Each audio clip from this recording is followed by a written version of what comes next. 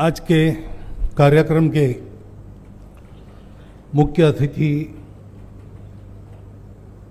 आंध्र प्रदेश के लोकप्रिय मुख्यमंत्री श्रीमान चंद्रबाबू नायडू जी, दूसरे विशिष्ट अतिथि हमारे डॉक्टर जितेंद्र सिंह जी,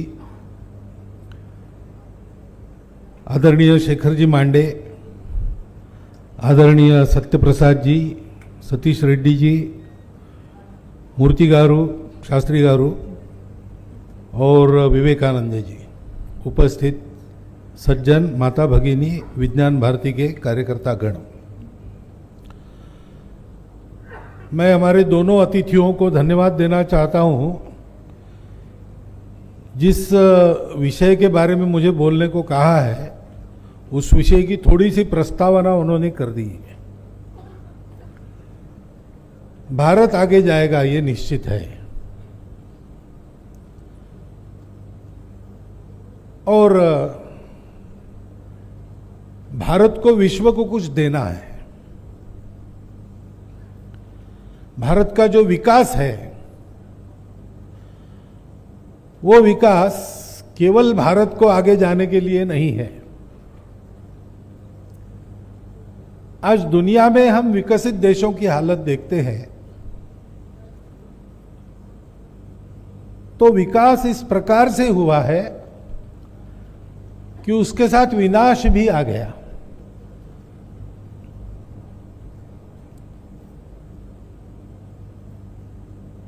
सब देश ऐसा सोच रहे हैं कि भौतिक विकास तो हमने कर लिया, लेकिन कहीं पर हम चूक गए, क्योंकि सारा विकास होता है सुख के लिए। मनुष्य को सुख चाहिए, सृष्टि में सबको सुख चाहिए। विज्ञान भी क्यों जानना चाहते हम लोग? यहां से सूरज कितने दूर पर है ये मैंने नहीं जाना तो मेरा क्या फर्क पड़ने वाला है, लेकिन मनुष्य ऐसा विचार नहीं करता। उसको जानने की तृष्णा है और उस ज्ञान के आधार पर वो अपने जीवन को सुखी करना चाहता है, इसलिए उसको जानना है।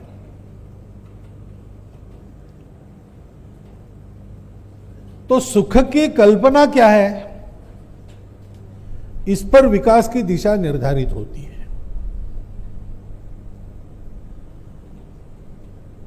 अभी तक पिछले 2000 वर्षों से जिन प्रणालियों का प्रभाव दुनिया में रहा है उसमें यह माना गया कि सुख केवल भौतिक है, क्योंकि हम दुनिया का अध्ययन करते हैं, दुनिया के पशु पक्षियों को देखते हैं तो यही ध्यान में आता है।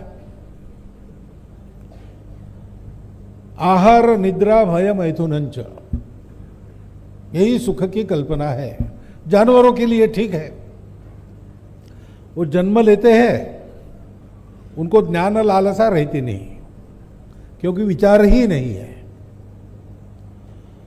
और इसलिए मरते दम तक जीना है। मरते दम तक जीना है तो जीने की आवश्यकताएं पूरी करनी है।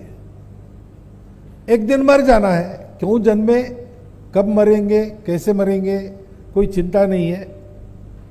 सुख दुख तात्कालिक है और भौतिक है। कोई जानवर निराश होकर आत्महत्या नहीं करता, आत्महत्या केवल मनुष्य करता है, क्योंकि जानवर को निराशा नहीं होती। जो होती है वो तात्कालिक होती है और भौतिक होती है। मनुष्य का भी विकास इसी पैमाने पर नापा गया, क्योंकि वैसे देखा जाए तो एक बुद्धि ज्यादा है मनुष्य में। शरीर होता है, मन होता है, बुद्धि होती है। बुद्धि भी ब्रेन में चलने वाले रासायनिक क्रियाओं का प्रोडक्ट है, और मन दुनिया के अनुभव से हम जो गांठ बांध लेते हैं उसको मन कहते हैं। और इसलिए पशुओं को जैसा ही हम भी अपनी भौतिक आवश्यकताएं पूरी करें तो विकास पूरा हो गया। एक दूसरे दिशा का विचार है कि भौतिक जगत सहित अपना शरीर ये टेम्पररी है, वो मरते रहता है, बदलते रहता है।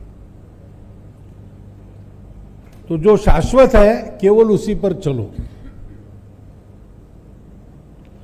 दूसरा कुछ मत देखो। लेकिन ऐसे से मनुष्य रहता ही नहीं।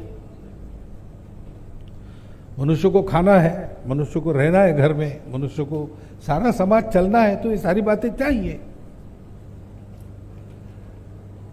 परंतु विकास की कल्पना भारत के बाहर के चिंतन में हमेशा इन दो सिरों के विचार के बीच में लटकती रही, घूमती रही।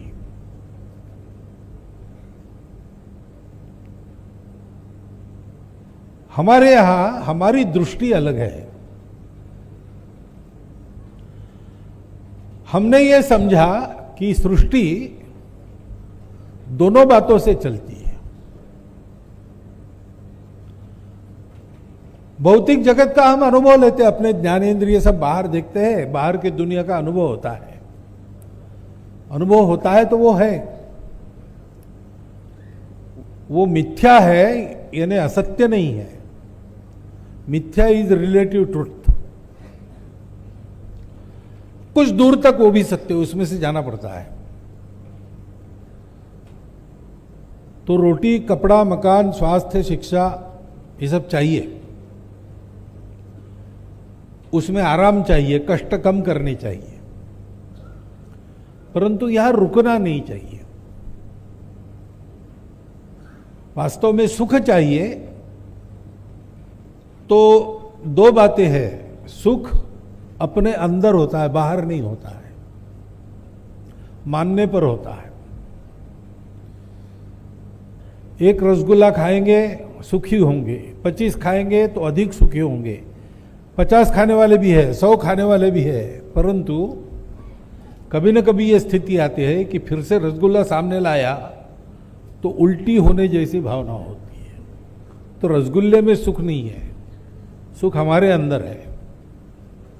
ये हमारे अंदर जिसको सुख होता है वो कोने खोजो तो सुख का सोर्स ही मिल जाएगा, क्योंकि सुख बाहर नहीं, सुख अंदर है।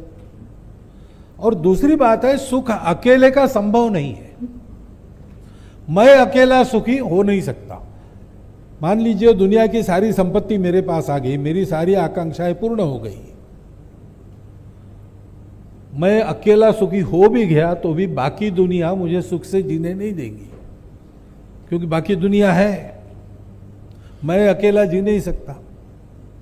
मुझे परिवार चाहिए, मुझे अपने रिश्ते नाते चाहिए, मुझे पेड़ पौधों को भी आदत हो जाती है। सुखी होने के बाद भी मैं जू में जाके प्राणी देखता हूं या जंगल में जाके उनको उनकी प्राकृतिक अवस्था में, ये सब चाहिए मुझे। ये सब जब तक सुखी नहीं होता तब तक मैं सुखी नहीं होता। इसलिए एक बात मुख्यमंत्री जी ने कही, बड़ी महत्व की बात है, विकास ऐसा नहीं होना चाहिए जिससे समाज में दो वर्ग तैयार हो, सुखी लोगों का और दुखी लोगों का, हैव्स और हैव नॉट। ये गलत विकास है। विकास ऐसा होना चाहिए, मनुष्य की क्षमताओं में फर्क रहता है, इसलिए अपने पराक्रम से कौन कितना पाता है इसमें अंतर रहेगा, लेकिन ये अंतर कम से कम रहे। वो अंतर मनुष्य को जो अवसर मिलता है उसमें अंतर है, इसलिए नहीं होना चाहिए। मनुष्य को जो साधन उपलब्ध है उसमें कम ज्यादा है, इसलिए नहीं होना चाहिए। मनुष्य को उसकी क्षमता के अनुसार कम ज्यादा हुआ तो मनुष्य को भी दुख नहीं होता, लेकिन समान क्षमता वाले एक को उपलब्ध है, दूसरे को नहीं है, इससे दुख उत्पन्न होता है, वैर उत्पन्न होता है, और फिर बैरी एक दूसरे को सुख से जीने नहीं देते। और इसलिए विकास की भारतीय अवधारणा वो कहती है दोनों जानो। अब विचार जो किया वो अगर अधूरे दृष्टि पर किया तो अहंकार भी आ जाता है, क्योंकि मेरा ही अस्तित्व है और तो कोई है नहीं, मुझे ही जीना है। Struggle for existence, survival of the fittest. तो स्ट्रगल तो है, हमारा सबसे झगड़ा है, क्योंकि स्पर्धा है, और इसलिए सबसे बलवान बन के मुझे आगे जाना पड़ेगा। मेरे उपयोगी होंगे उनको मैं रख लूंगा, मेरे लिए अनुपयोगी है उनको छोड़ दूंगा, उनका विचार नहीं करूंगा, और विरोधी है उनको समाप्त करूंगा, क्योंकि मुझे सुखी होना है। और सुख के बारे में ये शाश्वत है, मैं अकेला सुखी हो नहीं सकता, मुझे सुखी होना है तो सबको सुखी होना पड़ेगा। वो इस अधूरी दृष्टि में आता नहीं। उसकी सबसे लंबी छलांग क्या है? Maximum good of the maximum people. लेकिन ऐसा विचार करके ये विकास नहीं हो सकेगा, उसके साथ विनाश आएगा। दृष्टि चाहिए सर्वे पे सुखिनः सन्तु। और इसलिए विज्ञान का विचार ये केवल अर्थ काम का विचार नहीं हो सकता। जो अर्थशास्त्र की विदेशी व्याख्या है वो बताती है कि means are limited, ends are endless. तो इनको बैलेंस कैसे करना, इसका शास्त्र अर्थशास्त्र है। कम साधनों में मैं अधिक से अधिक कैसे पाऊं। विकास की भारतीय अवधारणा क्या है? अर्थशास्त्र की व्याख्या चाणक्य ने की है कि प्रजा का योगक्षेम जिससे चलता है वो शास्त्र अर्थशास्त्र है। प्रजा यानी जिसने जन्म लिया, जो हुआ। प्रजा हम है, सब मनुष्य है, जीव जंतु भी प्रजा है, पेड़ पौधे भी प्रजा है, सब कुछ हुआ है। पानी भी प्रजा है, मिट्टी भी प्रजा है। केवल चैतन्यधारी जीव नहीं, तो जितना जड़ वो भी बना है, और ये बना है तो उसका प्रयोजन है। ये ठीक चलेगा तो हम ठीक चलेंगे। तो ये सब एक साथ ठीक चले, ये कैसा हो? इसलिए विकास में भौतिक विकास का ज्ञान तो चाहिए,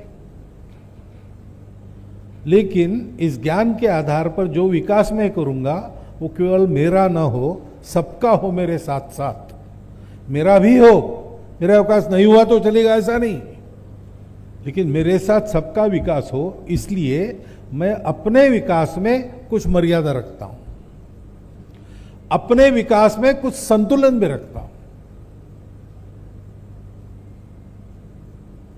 उसको कहते हैं धर्म। हमारी विकास की दृष्टि धर्म दृष्टि है। धर्म यानी पूजा खान पान नहीं, वो छोटी बातें हैं। धर्म यानी जिससे धारणा होती है इहलोक में भी परलोक में भी सुख मिलता है।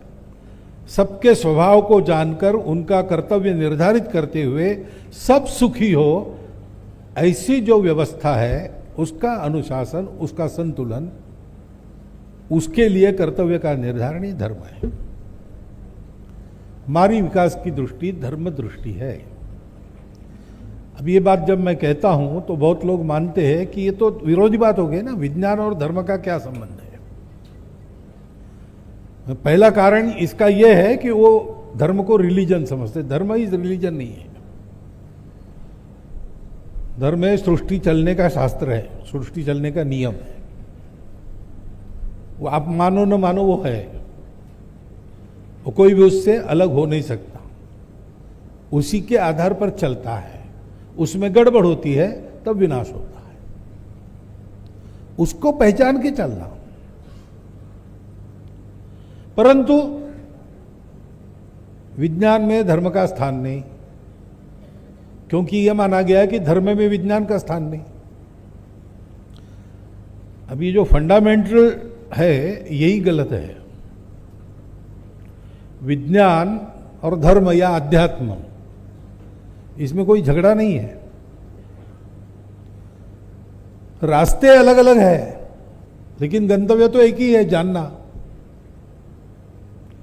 सत्य को जानने वाली बात है।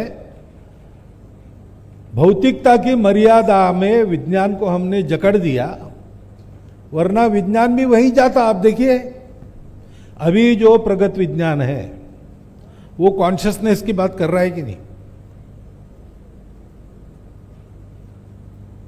और वो कहता है, नोएटिक साइंस नाम का नया नाम आजकल हम सुन रहे हैं, जो हम पढ़ रहे थे साइंस कॉलेज में तब हमने नहीं सुना था। वो कॉन्शियसनेस स्टडी है। वो स्टडी कहता है कि consciousness is not local, it is universal. दुनिया भर में जो कॉन्शियसनेस है वो एक ही है। अब सर्वम खलविदम ब्रह्मम, और इसमें क्या फर्क है? ब्रह्म भी बोध ही है, प्रज्ञानम ब्रह्मम। अगर प्रज्ञानम ब्रह्मम है तो कॉन्शियसनेस और प्रज्ञान समानार्थी शब्द है। विज्ञान भी उधर आ रहा है, तो फर्क कहां है? फर्क केवल मेथोडोलॉजी में है। विज्ञान की पद्धति है, बाहर देखो, प्रयोग करो, प्रतीति लो, और अनुभव के आधार पर तथ्य पक्का करो। आपको एक अनुभव आया उससे नहीं होगा, सबको वो अनुभव आना चाहिए, और कभी भी वही अनुभव आना चाहिए। जो आप कर रहे हो, अनुभव आ गया उसके कारण, वो करके दूसरों को भी वो अनुभव आना चाहिए, रिप्लिकेबल होना चाहिए, तभी उसको सत्य मानो। अध्यात्म क्या कहता है? यही कहता है, बिना प्रतीति के बात मत करो, केवल हाँ में हाँ मत मिलाओ, अनुभव करो, और जो अनुभव तुमको आता है वो सबको आ सकना चाहिए। स्वामी विवेकानंद रामकृष्ण परमहंस के पास गए और उन्होंने प्रश्न पूछा कि आप बातें कर रहे हो भगवान की, भगवान आपने देखा है क्या? तो रामकृष्ण परमहंस ने कहा, देखा है, देख रहा हूं, तुमसे ज्यादा स्पष्ट दिखता है, मैं बात भी करता हूं उससे, और तुम अगर चाहते हो तो मैंने बताए हुए रास्ते पर चलो, तुमको भी दिखेगा और तुम भी बात कर सकोगे। तब उनको माना। ये अध्यात्म की रीति है। विज्ञान की भी वही रीति है। विज्ञान बाहर देखता है, जड़ में संशोधन करता है, अध्यात्म सूक्ष्म में संशोधन करता है, उसमें देखता है।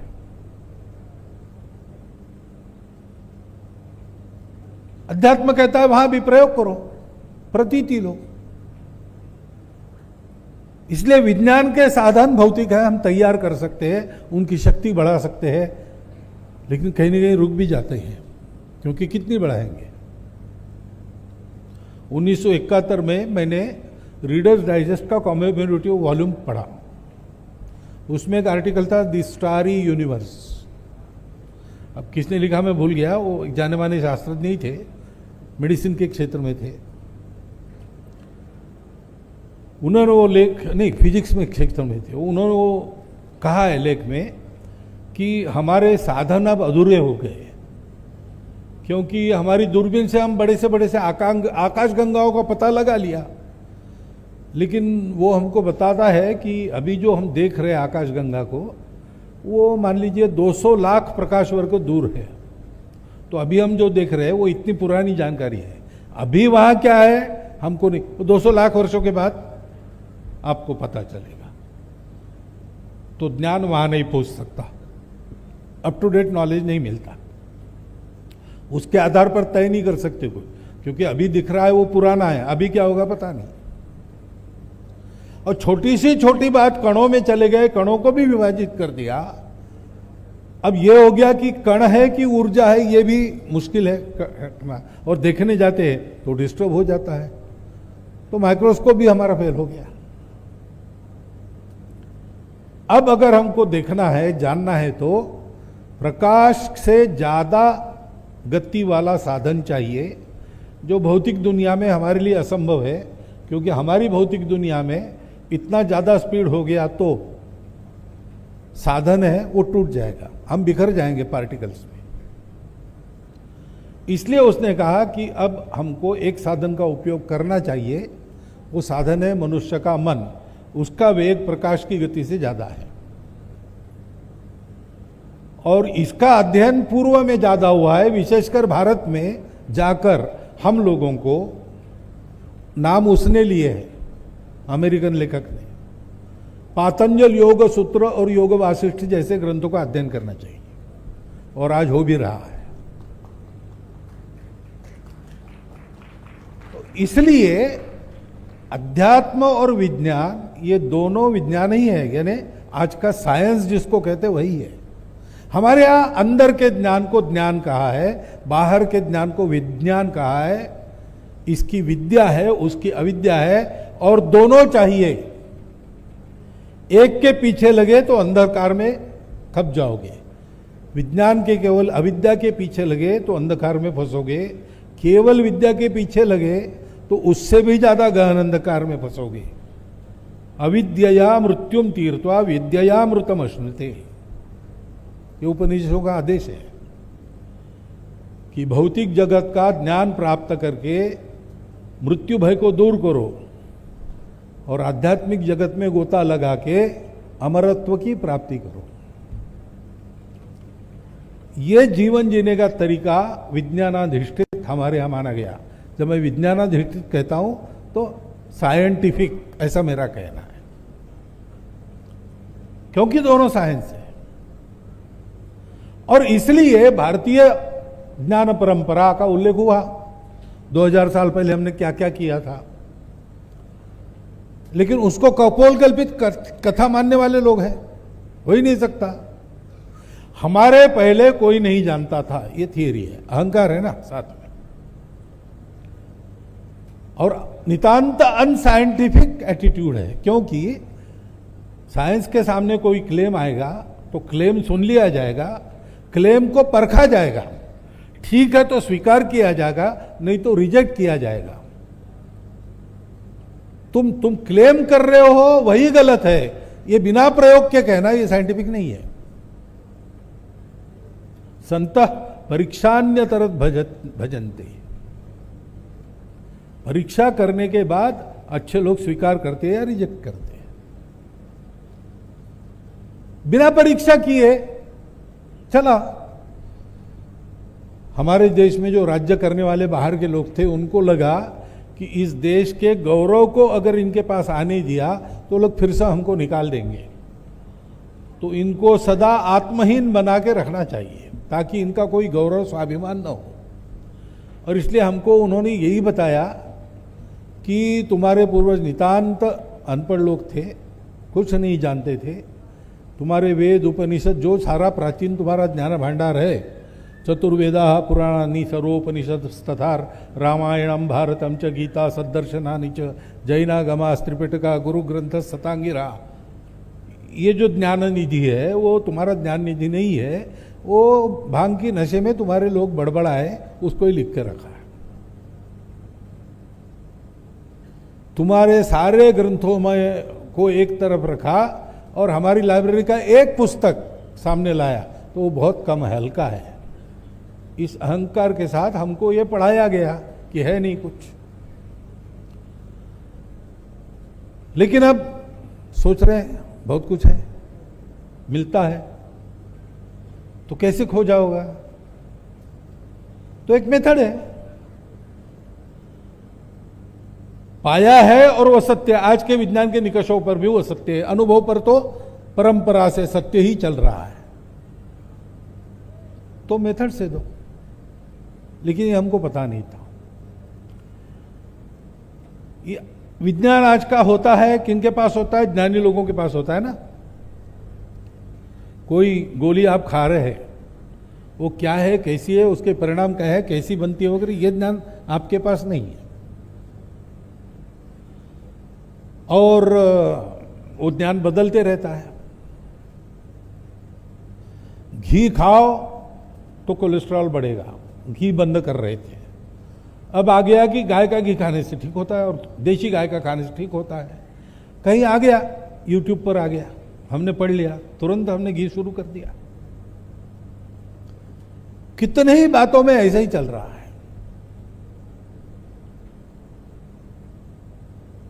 तो एक तरह से आंख मूंद के हम विज्ञान दृष्टि से परीक्षण करके नहीं, अंधश्रद्धा पर चल रहे हैं।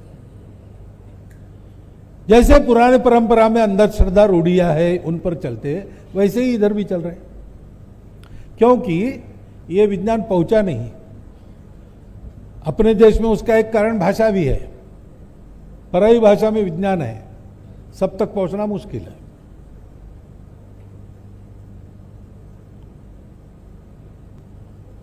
और पहुंचा है नहीं। अब हमारा जो ज्ञान है हमारी परंपरा का, उसके ये डिटेल्स नहीं, लेकिन उसका व्यावहारिक उपयोग करना नहीं करना, कैसे करना, इसका निर्णय प्रत्येक व्यक्ति कर सके, इतना ध्यान झोपड़ी तक भी पहुंचा है। इसीलिए दादी या नानी पोते को कहती है, भैया सूर्यास्त हो गया, पेड़ को हाथ मत लगा, पेड़ सोते हैं। अब वो अगर आज की पीढ़ी का होगा और दादी को पूछेगा कि सबूत दो, तो दादी कुछ नहीं बता सकेगी, लेकिन उनको पता है कि ये ज्ञान है, ये विज्ञान है, पेड़ भी सोते हैं। ये कोई जगदीश चंद्र बसु जी ने पहली बार बताया ऐसा नहीं है, हमारी परंपरा में ऐसी कितनी ही बातें हैं। और इसलिए आज आवश्यकता है कि आधुनिक विज्ञान में जो कुछ लेने लायक है, और बहुत कुछ है, क्योंकि 3 फैक्टर्स हमारे पास भी थे, उनके पास भी थे। एक फैक्टर केवल हमारे पास है, उनके पास नहीं है। तो बाकी 3 फैक्टर्स के आधार पर जो जानना है वो तो उन्होंने जाना ही है, और हम बीच में रुक गए। आक्रमण जब शुरू हो गए तब हमारा अनुसंधान रुक गया, रिसर्च रुक गया। विज्ञान को ध्यान देने की हमको फुर्सत ही नहीं मिली, जान को बचाने में हम लग गए। तो दुनिया उस अवधि में बहुत आगे चली गई, तो वहां से हमको सीखना ही पड़ेगा।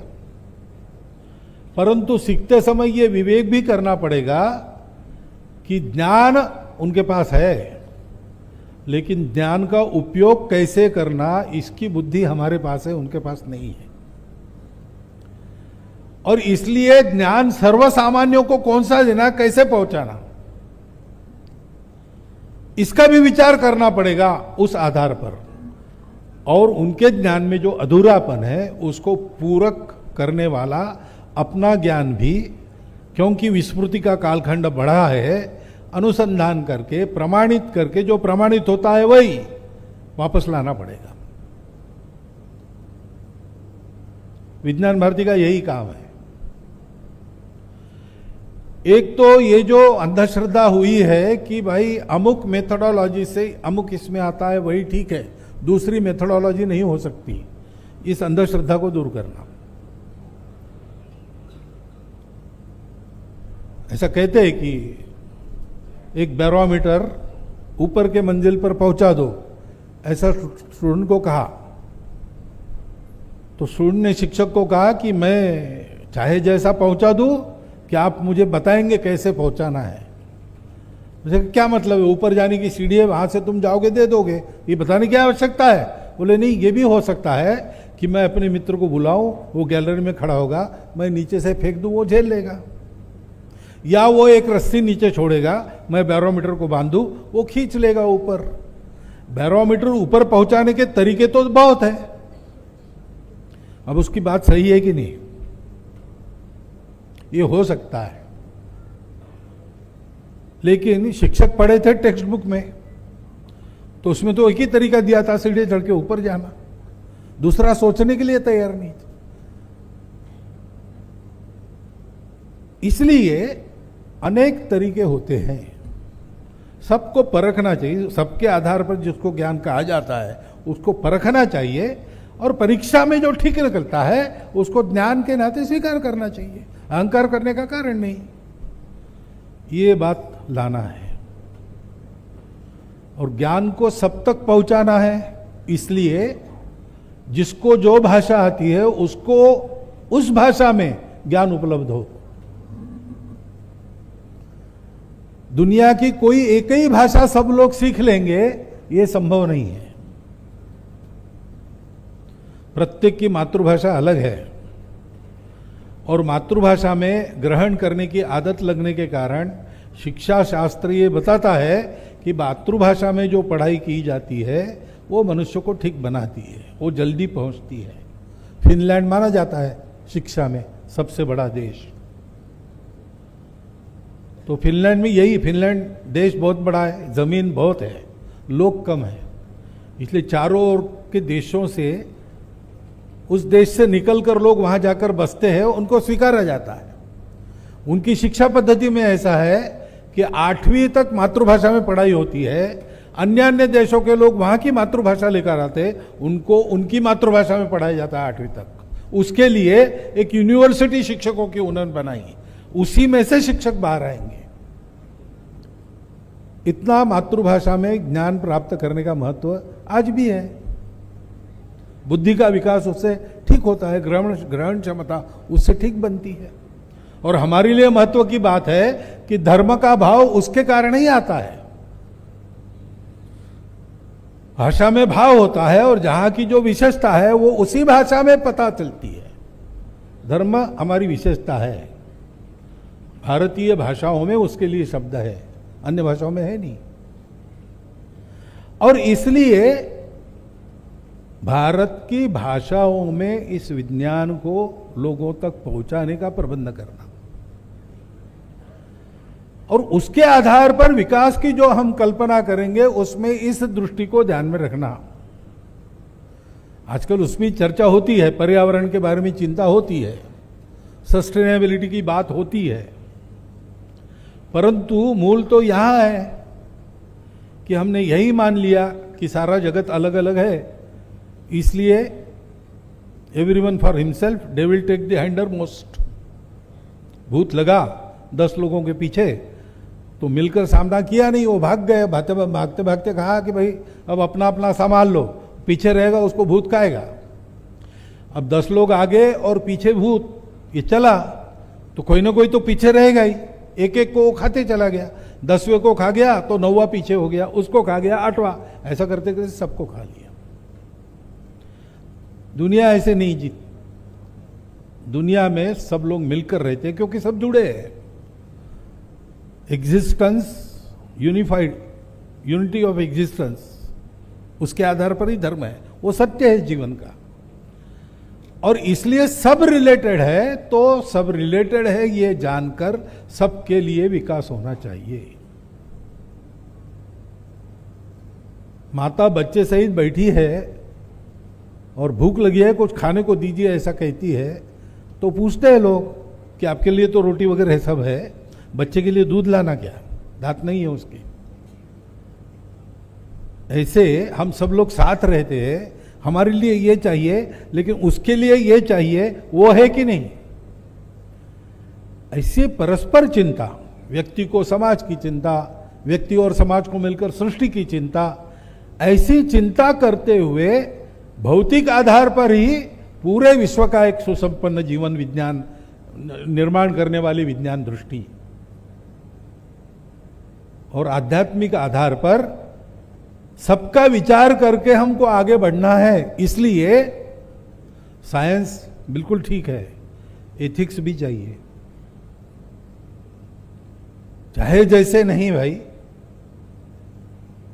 4 छात्र गए आश्रम से पूरी विद्या करके, जंगल में से जा रहे थे, एक मरा हुआ कंकाल स्केलेटन दिखा, तो एक ने कहा कि मैंने एनाटॉमी पढ़ी गुरु के पास, मैं जानता हूं ये सिंह का कंकाल है।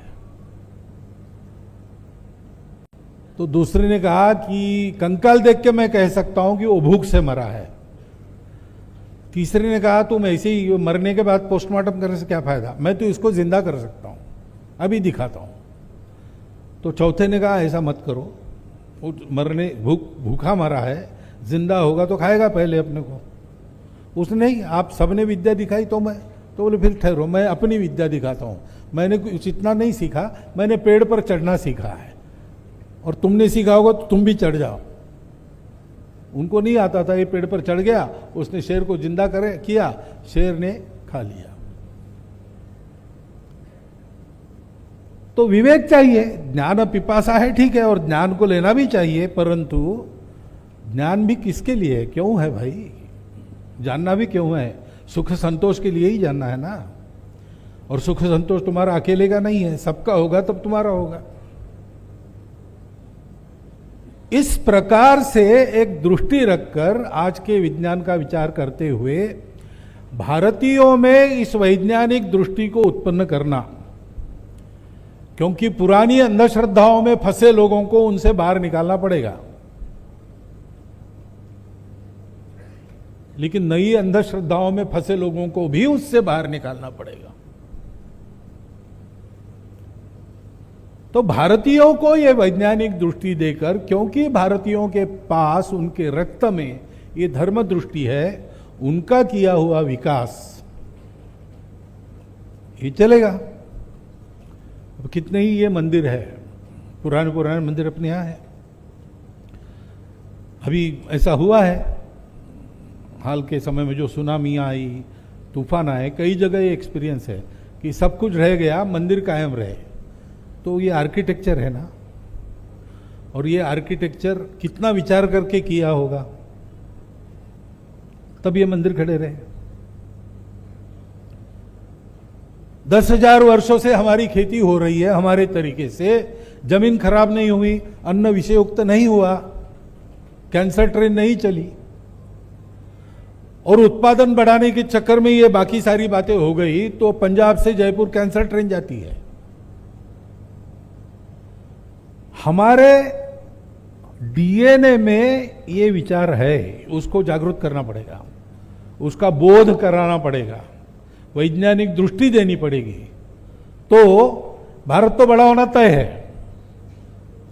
इसलिए तय है कि वो समय की आवश्यकता है, क्योंकि बढ़े हुए भारत को केवल महाशक्ति नहीं बनना है, अपने बचाव के लिए शक्ति तो चाहिए, लेकिन हमको विश्व गुरु बनना है। विश्व को इन सारी समस्याओं से राहत दिलानी है। ये काम कर सकने वाला भारत खड़ा करने के लिए, जैसे भौतिक विकास एक के बाद एक अच्छा हो रहा है, आगे भी होगा, आर्थिक दृष्टि से हम शक्ति बनेंगे, सामरिक दृष्टि से शक्ति बनेंगे, ज्ञान के दृष्टि से भी हम शक्ति संपन्न होंगे, वैसे धर्म की दृष्टि लेकर स्वयं केवल शक्ति संपन्न नहीं होंगे, संपूर्ण दुनिया को नई शक्ति देंगे, नई दृष्टि देंगे, जिससे परस्पर सहयोग से सारा राष्ट्रकुल मानवता को लेकर सृष्टि के साथ मित्र होकर चलेगा और दुनिया एक नई सुखी सुंदर दुनिया बनेगी। इतने महत् कार्य की एक छोटी सी शुरुआत विज्ञान भारती है। ये जानकर आप सब लोग इस काम को आगे बढ़ाइए, इतनी प्रार्थना करता हूँ। और मैं कितना वैज्ञानिक हूँ मुझे पता नहीं, लेकिन वैज्ञानिकों सामने भाषण करने को कहा तो किया, उसको उसमें जो ठीक है वो स्वीकार कीजिए, ऐसी प्रार्थना करता हूँ। आपको धन्यवाद देता हूँ। मेरे 4 शब्द समाप्त।